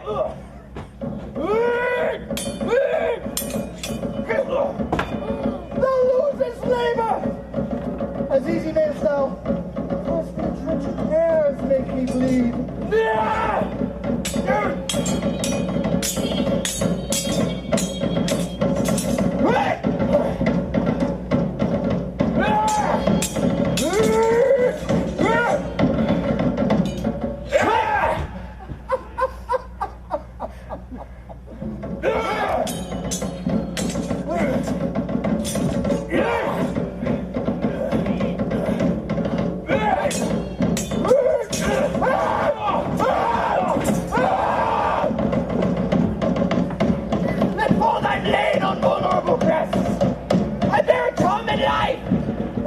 Yield to one a woman born! Despair thy charm. And let the angel whom thou still hast served tell thee, Macbeth was from his mother's womb untimely ripped. Cursed be the tongue that tells me so. Burdened God, my better part of man. Be these juggling fiends no more believe that palter with us in a double sense. We keep the word of promise to our ear and break it to our hope. I'll not fight with thee. Then yield thee, coward. And live. Live to be the show and gaze at a time. We'll have you as our rarer monsters are. Painted on a pall. And under it, here, may you see the tyrant. I will not yield. To kiss the ground before young Malcolm's feet and be baited with the rabble's curse. The wormwood be come to Dunsinane, and now opposed of no woman born, yet I will try the last. Lay on, Macbeth, and damned be him that prescribes holding up.